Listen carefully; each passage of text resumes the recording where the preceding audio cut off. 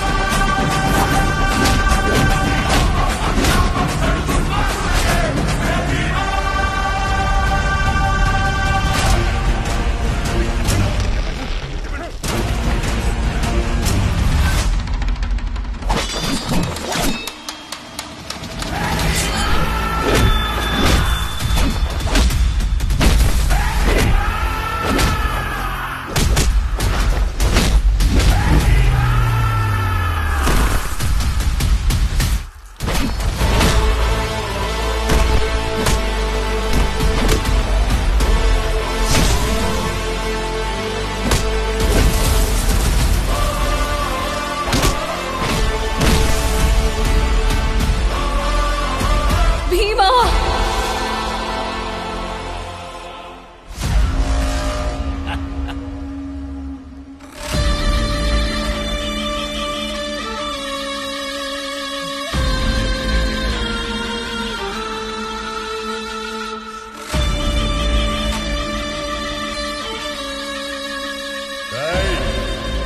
ఒక్క అడుగు ముందుకేసిన దీని చావు భయంకరంగా ఉంటుంది. అరంగుళం లోపలికి గుచ్చితే దీని రక్తం గడ్డ కట్టి చిట్టి నరాలు చెట్లిపోతాయి. అప్పుడు కళ్ళలోంచి నీరు కాదు, రక్తం కారుతుంది. ఆ నొప్పి భరించలేక నన్ను చంపమని తనే వేడుకుంటుంది. ఈ ప్రపంచంలోని ఏ శక్తి దీన్ని కాపాడలేదు. ప్రాణం విలువ తెలుసారా నీకు? ప్రాణం విలువ తెలుసు కాబట్టే చచ్చినోళ్ళని బతికించే దివ్య ఔషధాన్ని కనిపెడుతున్నా. నువ్వు బ్రతికించడం లేదు, అమాయకులను చంపుతున్నావు. మదగజం నడుస్తున్నప్పుడు చీమలు చస్తాయని దాని నడక ఆపుతుందా? నా లక్ష్యం వైపు నడుస్తున్నప్పుడు ఇలాంటి తుచ్చ ప్రాణాలు ఎన్నో పోతాయి. పోనీ నువ్వు మదగజం కాదు, మదం ఎక్కిన మూర్ఖుడివి. ఇది మూర్ఖత్వం కాదు, నా మేధస్సు. సంజీవుడి తయారు చేసి మరణాన్ని జయిస్తా. ఈ ప్రపంచాన్ని నా కాళ్ళ దగ్గరికి తెస్తా. భవిష్యత్తు భగవంతుడ్రాయి రవీంద్ర వర్మ. దేవుడు తన స్వార్థం కోసం ఇలా రాక్షసుల చంపడు. చచ్చినోళ్ళని బతికించడం ఏ దేవుడి వల్ల కాదు. నేనా దేవుడి కన్నా గొప్ప మేధావిని. పిచ్చనా కొడక, నువ్వు మేధావేంట్రా? మానసిక రోగివి. అవునరా, మేము రోగులమే. మాకు మందేంటో తెలుసా? డబ్బు. డబ్బుతో పాటు అమరత్వం కూడా వస్తుందని ఎన్నో రోజులుగా నానా పాటలు పడితే కోట్లొచ్చే టైంకి నువ్వొచ్చి ఆపుతావా? నేనొక్కడిగేస్తే నువ్వు వాళ్ళని చంపుతావని నాకు తెలుసు.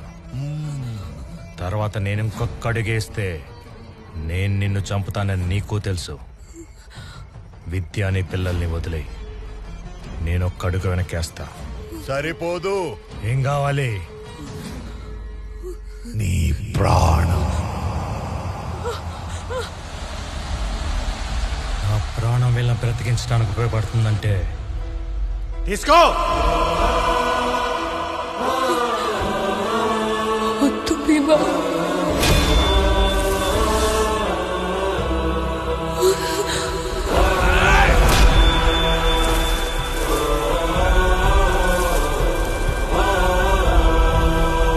అన్నా,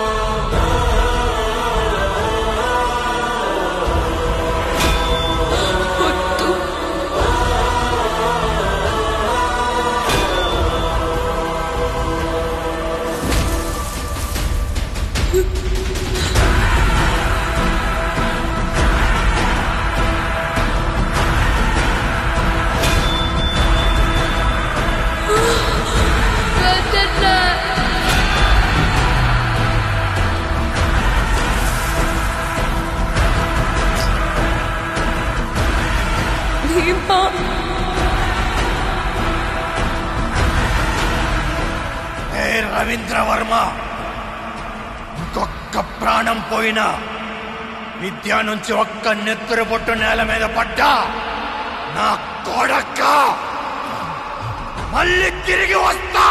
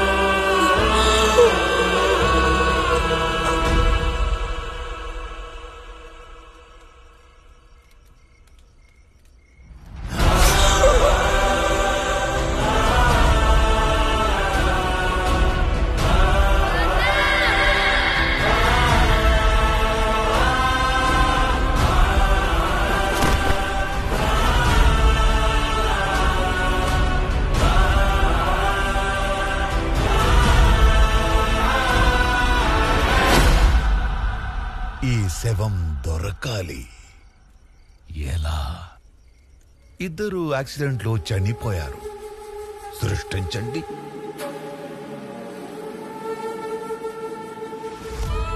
నాదొక చిన్న కోరిక. నువ్వు నా గుండెల మీద పడుకోవాలి. అప్పుడు నీకు నా గుండె చప్పుడు, ఈ సముద్ర హోరు తప్ప ఇంకేమీ వినపడకూడదు. ఈ చల్లని గాలి, నా వెచ్చని శ్వాస తప్ప నేను ఏది తాకూడదు. ఆ చుక్కలు తప్ప మనల్ని ఎవ్వరు చూడకూడదు.